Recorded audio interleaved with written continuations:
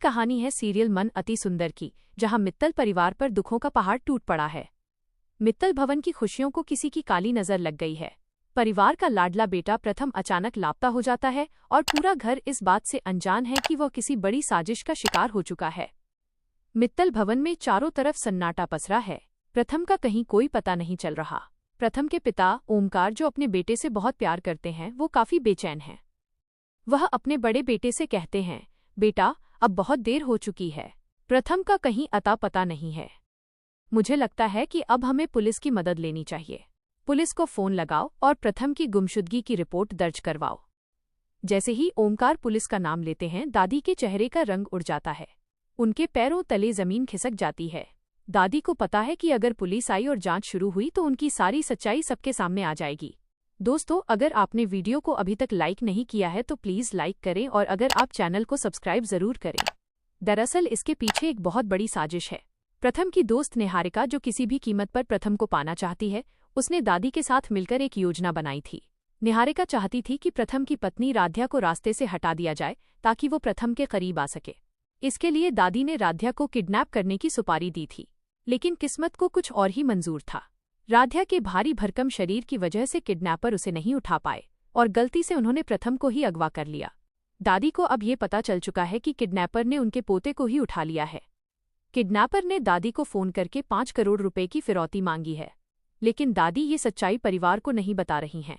वो सबको गुमराह करने के लिए घड़ियाली आंसू बहाते हुए कहती हैं, ओमकार, हमें पुलिस को नहीं बुलाना चाहिए।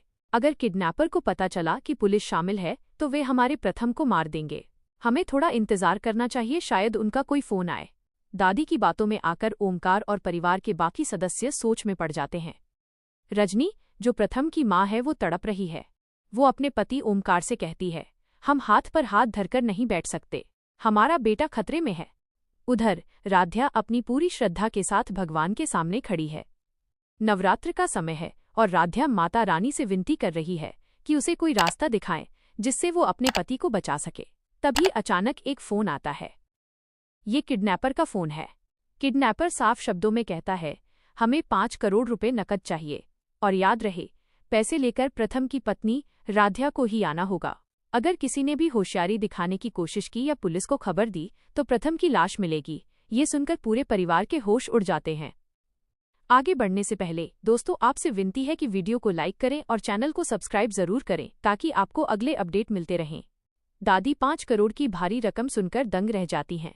वो सोचती हैं कि इतनी बड़ी रकम वो कहाँ से देंगी। पैसों के इंतजाम में देरी हो जाती है और समय बीत जाता है। किडनैपर को गुस्सा आ जाता है और वह अपनी क्रूरता दिखाने के लिए प्रथम की एक उंगली काटकर एक डिब्बे में भेज देता है। जब वो डिब्बा मित्तल भवन पहुंचता है और उसमें से प्रथम की कटी हुई उंगली निकलती है तो राध्या की चीख निकल जाती है। पूरा मित्तल परिवार दंग रह जाता है। सबकी आंखों के सामने अंधेरा छा जाता है। सबको डर सताने लगता है कि कहीं किडनैपर प्रथम की जान न ले ले। राध्या अब और इंतजार नहीं कर सकती। वो देखती है कि उसका परिवार और दादी सब बेबस नजर आ रहे हैं। वो माता रानी का आशीर्वाद लेती है और खुद अपने पति को बचाने के लिए निकल पड़ती है। अब राध्या का ये साहसी रूप देखने लायक होगा। क्या राध्या अकेले उन खूंखार किडनैपर से अपने पति को बचा पाएगी? क्या दादी की सच्चाई सबके सामने आएगी? दोस्तों, कहानी अब बहुत ही रोमांचक मोड़ पर है। आगे क्या होगा ये जानने के लिए हमारे साथ बने रहें। वीडियो को लाइक करना और चैनल को सब्सक्राइब करना बिल्कुल न भूलें। मित्तल भवन से निकलते समय राध्या की आंखों में आंसू नहीं, बल्कि अपने पति को बचाने का जुनून था। वो सीधे उस पुराने कारखाने की ओर बढ़ती है जिसका पता किडनैपर ने फोन पर दिया था। राध्या के मन में बस एक ही प्रार्थना चल रही थी कि उसका प्रथम सुरक्षित हो। राध्या का साहसी कदम।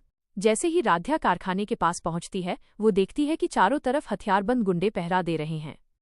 राध्या समझ जाती है कि सीधे अंदर जाना खतरे से खाली नहीं है। वो हिम्मत जुटाती है और पीछे के रास्ते से अंदर घुसने की कोशिश करती है। तभी उसे प्रथम की कराहने की आवाज सुनाई देती है। प्रथम को एक कुर्सी से बांधकर रखा गया था और वो दर्द से तड़प रहा था। दोस्तों, अगर आप राध्या की इस बहादुरी को सपोर्ट करते हैं तो वीडियो को लाइक जरूर करें और चैनल पर नए हैं तो सब्सक्राइब करना न भूलें। दादी की घबराहट। उधर मित्तल भवन में दादी की हालत खराब है। उन्हें डर है कि अगर राध्या ने प्रथम को बचा लिया तो प्रथम सारी सच्चाई बता देगा कि किडनैपर्स उसे नहीं बल्कि राध्या को पकड़ने आए थे। निहारिका भी दादी को बार बार फोन करके डरा रही है कि अगर वो फंसी तो दादी को भी जेल भिजवा देगी। पूरा परिवार दादी के इस अजीब व्यवहार को देखकर अब उन पर शक करने लगा है। राध्या और किडनैपर का सामना। कारखाने के अंदर जैसे ही किडनैपर प्रथम पर वार करने के लिए आगे बढ़ता है, राध्या वहां पहुंच जाती है। पास ही में मां दुर्गा की एक पुरानी प्रतिमा रखी थी, जिसके हाथ में पीतल का भारी त्रिशूल था। राध्या आव देखती है नताव, वो अपनी पूरी शक्ति लगाकर वो त्रिशूल उठा लेती है। राध्या का ये रूप देखकर किडनैपर्स के पसीने छूट जाते हैं। राध्या गरजते हुए कहती है, मेरे पति को हाथ भी लगाया तो चंडी का रूप धारण कर लूंगी।